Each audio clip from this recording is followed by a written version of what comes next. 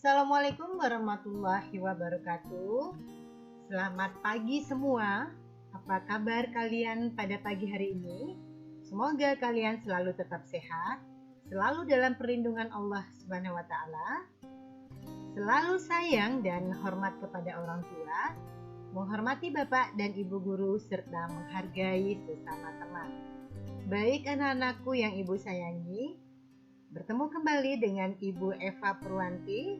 Kali ini kita akan belajar Bahasa Indonesia Kurikulum 2013 tentang teks berita, yaitu tentang struktur dan kaidah kebahasaan serta menyampaikan informasi dalam bentuk berita. Nah, sebelum memulai pelajaran kali ini, marilah kita berdoa menurut agama dan kepercayaan masing-masing. Nah, setelah berdoa, jangan lupa kita mengucapkan salam bahasa Indonesia. Anak-anakku yang Ibu banggakan, mari kita dengarkan sama-sama penjelasan atau paparan yang akan Ibu sampaikan ini. Pertama yaitu kompetensi dasar.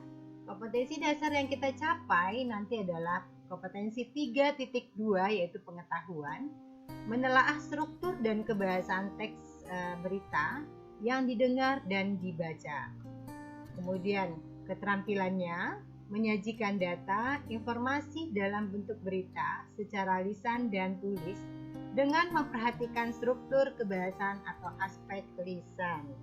Nah, ini kompetensi dasar yang akan kita capai. Kemudian tujuan pembelajaran kita hari ini, harapannya setelah menonton video ini, kalian dapat pertama menentukan struktur teks berita. Kedua, menentukan kaidah kebahasaan teks berita. Dan ketiga, menyampaikan teks berita secara tepat. Baik anak-anakku, kita memasuki materi berikutnya yaitu struktur teks berita. Struktur teks berita ini ada 4. Ada judul berita, ada teras berita, ada tubuh berita, dan ekor berita. Nah, judul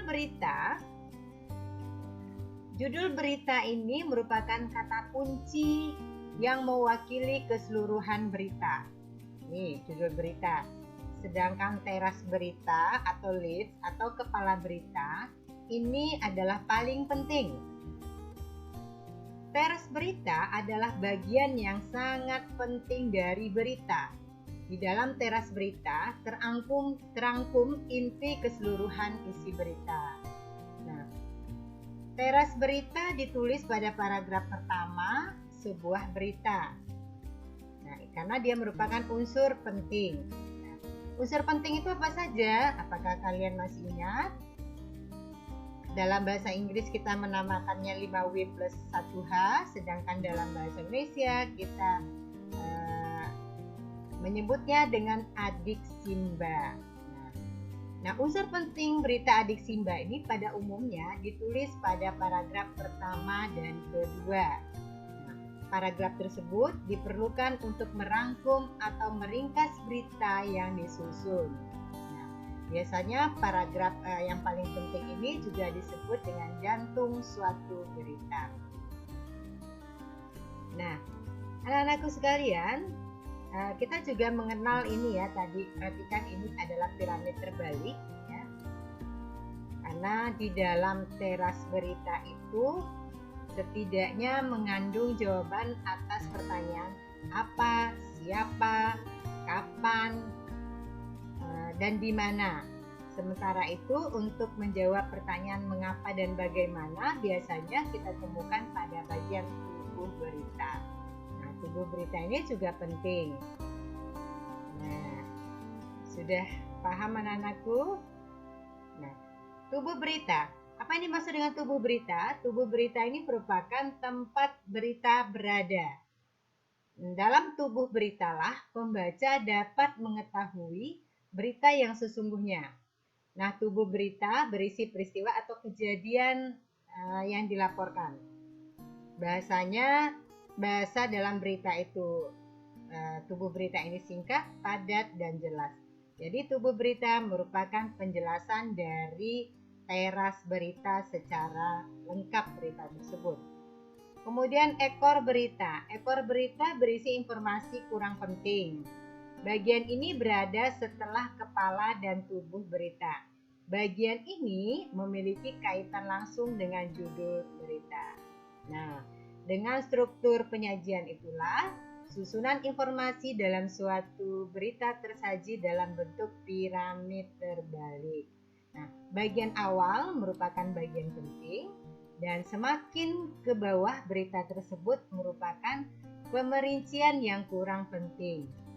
Dengan kata lain, segi kepentingan informasi semakin ke bawah semakin berkurang. Sebaliknya, informasi paling penting berada di bagian atas.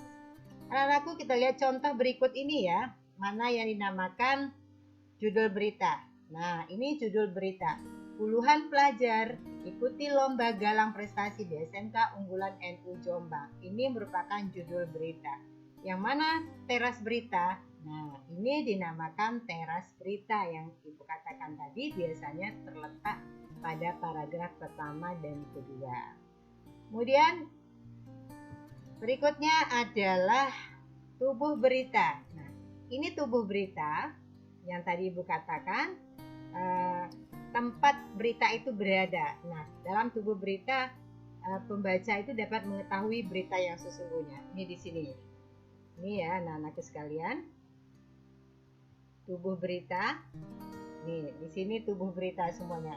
Dari sini sampai ke sini nih merupakan tubuh berita. Nih. Selanjutnya, setelah tubuh berita, ekor berita. Ini merupakan ekor berita.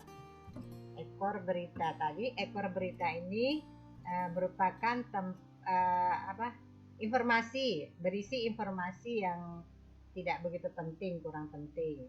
Nah, ini anak-anakku contoh dari kalau kita mencari struktur teks berita. Ingat ya, ada 4 ya, ingat saja piramid terbalik, ada 4. Judul berita, teras berita, tubuh berita, dan ekor berita. Sampai di sini anak-anakku yang Ibu sayangi dan banggakan, paham?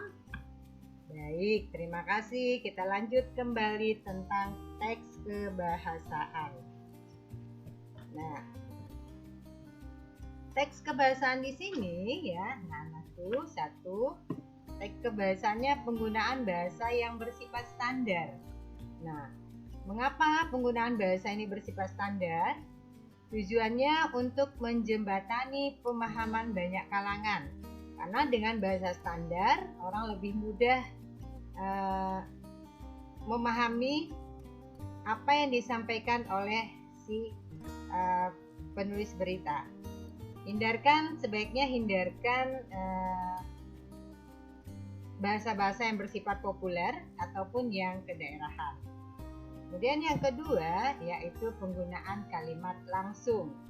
Nah, penggunaan kalimat langsung contohnya apa? Nih, seperti ini contohnya. Ini yang sudah Ibu lingkari ini seperti ini ya anak-anakku. Ini adalah salah satu ciri dari kalimat langsung. Ini dia. Ada tanda petik. Kemudian berikutnya yaitu penggunaan konjungsi bahwa. Mana penggunaan konjungsi bahwa? Nih, konjungsi bahwa di sejumlah staf Atmal Manado mengatakan bahwa Kepala Atmal Manado sudah pulang. Ini adalah teks kebahasaan penggunaan konjungsi bahwa. Keempat, penggunaan kata kerja mental. Kata-kata yang dimaksud antara lain memikirkan, membayangkan, berasumsi, berpraduga, berkesimpulan, dan beranalogi. Contohnya mana? Nah, mereka memikirkan solusi untuk bisa keluar dari peristiwa yang memilukan itu. Nah, kata memikirkan di sini merupakan kata kerja mental. Kata kerja mental. Ibu lanjutkan.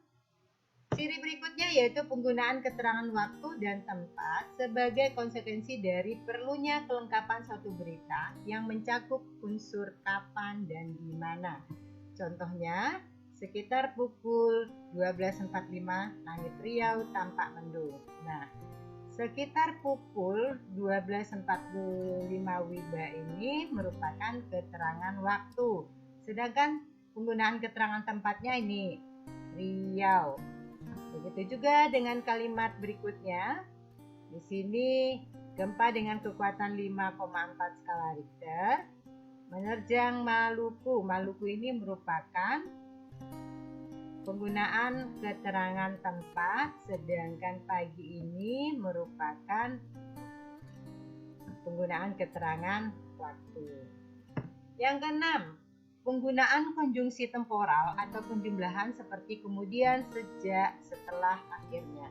Mana contohnya? Nih, sekitar pukul 12.45 WIBA, Sabtu 15 Maret 2014, langit Riau tampak mendung. Tak lama kemudian, ciri-cirinya kata kemudian ini merupakan penggunaan konjungsi temporal atau penjumlahan. Sekian anak-anak tentang kebahasaan yang kita pelajari. Harapan Ibu kalian bisa memahami apa yang telah Ibu sampaikan ini. Kemudian kita lanjutkan KD yang berikutnya, yaitu menyampaikan informasi dalam bentuk berita. Nah, menyampaikan informasi dalam bentuk berita ini ada langkah-langkah dalam penyampaiannya. Pertama yaitu menentukan, ini yang pertama ya anak-anakku, menentukan sumber berita. Sumber berita ini kita harus tentukan sama juga kita memilih berita atau kejadian terbaru atau terkini. Nah, pemilihan atau ketika kita menentukan sumber berita ini, kita juga harus perhatikan berita itu hangat tidak, peristiwa tersebut menjadi perbincangan banyak orang tidak. Nah, ini di langkah-langkah pertama ini yang perlu diperhatikan. Kemudian yang kedua, mendatangi narasumber. Nih, yang kedua, mendatangi narasumber. Apa tujuannya kita mendatangi narasumber ini? Kita ingin mengumpulkan informasi yang mendukung, yang memuat unsur-unsur berita. Nah, unsur-unsur berita ini apa? Adik Simba, jangan lupa adik Simba. Nah, kita datangi sumber berita ini untuk kita jadikan fakta-fakta penting. Nah, kalau sudah mendatangi sumber, kita sudah menemukan fakta-fakta penting yang tadi Ibu katakan adik Simba, itu yang langkah ketiga. Dan terakhir langkah keempat, kalau semuanya sudah lengkap, itu kita kembangkan menjadi catatan teks berita yang utuh dengan memperhatikan struktur dan kaidahnya. Itu ya anak-anakku sekalian. Nah, jangan lupa struktur, kita baru belajar struktur beritanya tadi ada 4, yaitu judul berita, lagi judul berita, teras berita, tubuh berita, dan ekor berita. Sedangkan kaidah-kaidah kebahasaan yang perlu kita perhatikan yaitu pertama penggunaan kalimat baku, kata baku, kemudian penggunaan kalimat langsung, penggunaan konjungsi bahwa, penggunaan kata kerja mental, penggunaan fungsi keterangan waktu dan tempat, dan penggunaan konjungsi temporal atau penjumlahan.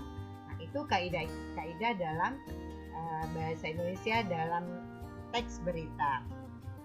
Lanjut, ini contoh. Kalian silakan baca teks ini. Teks ini tidaklah terlalu panjang ya anak-anakku. Teks ini singkat saja, tapi teks ini memuat struktur ya.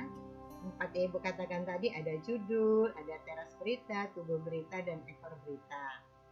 Ini dibaca dan dipahami karena untuk menjawab soal yang akan Ibu berikan, cegah COVID-19 di Kalbar, sekolah libur dan warga kurangi kumpul-kumpul, ini harus kalian baca ya. Tugasnya apa? Tugasnya pertama, tentukan struktur teks berita tadi. Kemudian yang kedua, tentukan kebahasaan teks berita tersebut. Jangan lupa, tuliskan bukti kalimatnya di masing-masing kebahasaan yang ditemukan. Cukup 1. Kemudian yang ketiga, buatlah sebuah berita tentang tema COVID-19 Kemudian buat video, kalian membacakan berita tersebut. Jadi seolah-olah kalian membaca berita di televisi. Nah, demikian anak-anakku sekalian yang dapat Ibu sampaikan. Semoga apa yang Ibu sampaikan atau tugas yang Ibu berikan ini dapat bermanfaat bagi kalian semua. Sukses tidak akan menampakkan dirinya pada orang-orang yang malas. Jadi yuk buang rasa malas itu. Sekali lagi terima kasih atas perhatian. Mohon maaf atas segala kekurangan. Sampai jumpa di materi berikutnya. Wassalamualaikum warahmatullahi wabarakatuh dan selamat pagi.